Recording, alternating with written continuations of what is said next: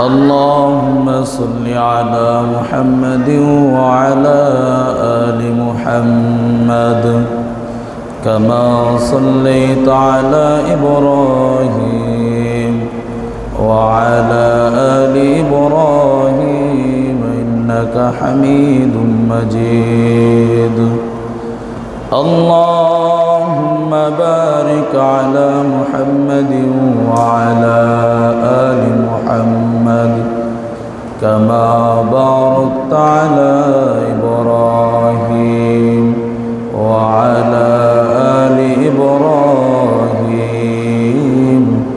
إنك حميد مجيد الحمد لله মহান আল্লাহ রব্বুল আলামিনের দরবারে অসংখ্য অগণিত শুকরিয়া যে মহান আল্লাহ রব্বুল আলামিন আমাদেরকে দুনিয়ার সমস্ত কাজ থেকে ফারেক করে আল্লাহর ঘর মসজিদে এসে বসার সুযোগ করে দিয়েছেন। এই জন্য আমরা সকলে শুকরিয়া আদায় করি আলহামদুলিল্লাহ।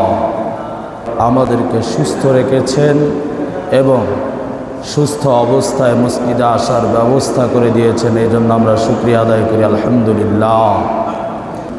যদি আল্লাহ তাআলার নিয়ামতের আলোচনা করতে যাই, বিরাট বড় আলোচনা, এবং আমরা দুনিয়াতে যা কিছুই দেখতেছি এবং শুনতেছি সব কিছুই আল্লাহ তাআলার প্রদত্ত নিয়ামত।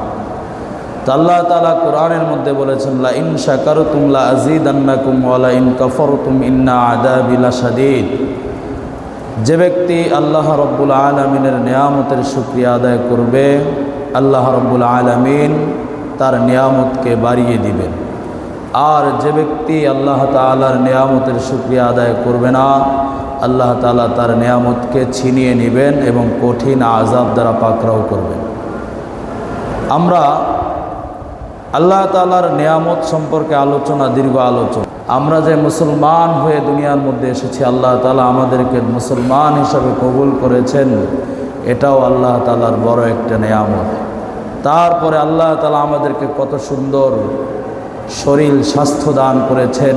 যেখানে হাতের প্রয়োজন সেখানে হাত দিয়েছেন, যেখানে নাকের প্রয়োজন নাক দিয়েছেন, যেখানে চোখের প্রয়োজন চোখ দিয়েছেন, যেখানে জিহ্বার প্রয়োজন জিহ্বা দিয়েছেন, যেখানে মাথার প্রয়োজন মাথা দিয়েছেন, চুল দিয়েছেন। যেখানে যা কিছু দরকার সব কিছুই আল্লাহ তাআলা সুন্দরভাবে সাজিয়ে আমাদেরকে এত সুন্দরভাবে দুনিয়াতে পাঠিয়েছেন। এটাও আল্লাহ তাআলার অসংখ্য নেয়ামতের মধ্য থেকে বড় নেয়ামত। আমরা চলতে পারতেছি, আমরা নেয়ামত আল্লাহ তাআলার প্রদত্ত শক্তি যদি আমরা না পেতাম, আমরা যদি দুর্বল থাকতাম। দুনিয়ার মধ্যে অনেক মানুষ আছে, তারা দুর্বল অবস্থায় দুনিয়ার মধ্যে আছে। আল্লাহ তাআলা তাদেরকে শক্তি দেন নাই। আমরা হাত দ্বারা আমরা খেতে পারতেছি, আমরা হাত দ্বারা যে কোনো কিছু করতে পারতেছি। এই হাতের শক্তিটা কে দিয়েছেন? এই পা দিয়ে হাঁটতে পারতেছি, পায়ের শক্তিটা কে দিয়েছেন? আমরা চোখ দিয়ে দেখছি, এত দূর পর্যন্ত চোখের আলো যায়, এই আলোটা কে দিয়েছেন? আমরা যদি চিন্তা করি তাহলে দেখা যাবে শুধু আল্লাহ তাআলার নিয়ামত সম্পর্কে যদি চিন্তা করা যায় তাহলে কোনো বেদিন সে মুসলমান হতে দেরি লাগবে না। কেননা চতুর্দিকে দুনিয়ার উপর থেকে নিচ, ডান থেকে বাম, আকাশ থেকে জমিন পর্যন্ত এবং জমিনের নিচে যা কিছু আছে, আকাশে যা আছে, সব কিছুই আল্লাহ তাআলার নিয়ামত। এত বড় আসমান, খুঁটিবিহীন আসমান, যে আসমানের মধ্যে কোনো খুঁটি নাই, কোনো কিছু নাই। এই খুঁটিবিহীন আসমান আমাদের উপরে দাঁড়িয়ে আছে, আকাশ দাঁড়িয়ে আছে। আমরা এই আসমান, এই আকাশকে দেখতেছি, সুখ একবারে মহাশূন্য এলাকা। এই আসমানটা যদি নিচে ঢলে পড়ে যায়, আমাদের দুনিয়ায় কোনো কিছু যদি বানাতে যাই তাহলে খুঁটিবিহীন তৈরি করা আমাদের পক্ষে সম্ভব নয়। আমরা বিল্ডিং বানাইতে যাব, আমাদের পিলারের প্রয়োজন আছে। আমরা ঘর বানাইতে যাব, ঘরের খুঁটির প্রয়োজন আছে। আমরা দোকান করতে যাব, দোকানের খুঁটির প্রয়োজন আছে। কিন্তু আল্লাহ রাব্বুল আলামিন আমাদেরকে এত সুন্দর একটা দুনিয়ার মধ্যে বসবাস করাইছেন। এত সুন্দর দুনিয়ার মধ্যে আল্লাহ তাআলা পাঠাইয়া দিয়েছেন, কিন্তু কোনোদিন পর্যন্ত দেখলাম না আমাদের উপরে যে আসমান আছে সে আসমানের খুঁটি কোথায় খুঁজে পাওয়া গেছে, এরকম রেকর্ড আছে? আছে? এরকম কোনো রেকর্ড নাই। এই আসমানকে আল্লাহ তাআলা খুঁটিবিহীন সৃষ্টি করেছেন। এই জমিনের ভিতরে যেখানে খালি আছে সেখানে আমরা বীজ রোপণ করলে দেখা যায় আমাদের ফল ফাকড়া হয় বা অন্য কিছু যে বীজ রোপণ করি হয়, কিন্তু যখন দেখি যেখানে কোনো বীজ নাই, সাদা মাটি, অটোমেটিকলি মাটি থেকে আল্লাহ তাআলা গাছ সৃষ্টি করে দিচ্ছেন, অটোমেটিকলি আল্লাহ তাআলা গাছ সৃষ্টি করে দিচ্ছেন। এটা কার তৈরি? সব কিছুই আল্লাহ তাআলার নিয়ামত, আল্লাহ তাআলার প্রদত্ত দেওয়া। এই জিনিসগুলা যদি আমরা সম্পর্কে চিন্তা করি, আমরা দেখা যাবে আমাদের অন্য কোনো চিন্তার দরকার নাই, শুধু আল্লাহ তাআলার নিয়ামত। আল্লাহ তাআলা শুধু আমাদের শরীরকে নিয়ে চিন্তা করলেই দেখবেন আপনি অনেক কিছু পেয়ে যাবেন। সৃষ্টি নিয়ে চিন্তা করো, স্রষ্টাকে নিয়ে চিন্তা করিও না। যদি স্রষ্টাকে নিয়ে চিন্তা করা হয় তাহলে ঈমান ছাড়তে হবে। স্রষ্টাকে নিয়ে চিন্তা করলে কি করতে হবে? ঈমান ছাড়তে হবে। আল্লাহ রব্বুল আলামিন যে আমাদেরকে সৃষ্টি করে দিয়েছেন, এই যে জমিনকে সৃষ্টি করে দিয়েছেন, এই যে আমাদেরকে সৃষ্টি করে দিয়েছেন, সব কিছু সৃষ্টির বিষয়ে একজন রব আছে না নাই? অবশ্যই আছে।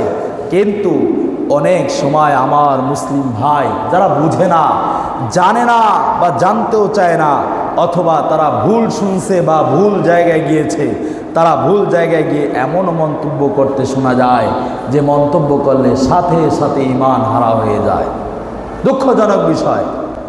বেশ, আমি যখন ছোট ছিলাম তখন আমাকে একজন প্রশ্ন করেছে যে আল্লাহ তাআলা যে এত বড় আসমান সৃষ্টি করেছেন, এত সুন্দর পৃথিবী সৃষ্টি করেছেন, আল্লাহ তাআলা সৃষ্টি করেছেন ঠিক, তবে আল্লাহ তাআলাকে সৃষ্টি করেছেন কে? নাউজুবিল্লাহ, বলেন নাউজুবিল্লাহ। আল্লাহ তাআলা সূরা ইখলাসের মধ্যে স্পষ্ট করে দিয়েছেন না, আল্লাহ তাআলা এক ও আল্লাহ তাআলার কোনো কি নাই? সৃষ্টিকর্তা নাই। আল্লাহ তাআলার কোনো মা নাই, বাপ নাই, ছেলে নাই, সন্তান নাই, কোনো কিছুই নাই। সূরা ইখলাসের মধ্যে আল্লাহ তাআলা বলে দিয়েছেন যে আল্লাহ এক ও একক, তার কোনো সৃষ্টিকর্তা নাই, তাকে কেউ সৃষ্টি করেনও নাই এবং তিনি কারো থেকে সৃষ্টি হনও নাই। আল্লাহ তাআলা সূরা ইখলাসের মধ্যে বলে দিয়েছেন। এই জিনিসগুলো বুঝতে চায় না। আমাদের মাযহাবে বলা আছে, যেখানে কোরআন স্বয়ং বক্তব্য দিচ্ছে, কোরআন থেকে পাওয়া যায় যে এখানে দলিল আদিল্লা। আমাদের একটা মাসালা বুঝতে গেলে আমাদের চারটা জিনিসের প্রয়োজন: কোরআন, হাদিস, ইজমা, কিয়াস। কি কি প্রয়োজন? চারটা জিনিসের প্রয়োজন: কোরআন, হাদিস, ইজমা, কিয়াস। আমরা যে কোরআন, হাদিস, ইজমা, কিয়াস এই চারটা জিনিস ধাপে ধাপে আসতেছে। আমরা যদি কোনো মাসালা খুঁজতে যাই, যদি স্বয়ং কোরআন থেকে মাসালা পেয়ে যাই, তাহলে আর হাদিসের প্রয়োজন নাই, ইজমা, কিয়াসের প্রয়োজন নাই। অনেক কিছু আছে যে আল্লাহ তাআলার কোরআন, সব কিছুই আল্লাহ তাআলার কোরআনের মধ্যে আছে, কিন্তু অনেক ক্ষেত্রে অনেক মাসালা খুঁজে পাওয়া যায় না। তখন এই মাসালাগুলো খুঁজতে হয় হাদিস থেকে।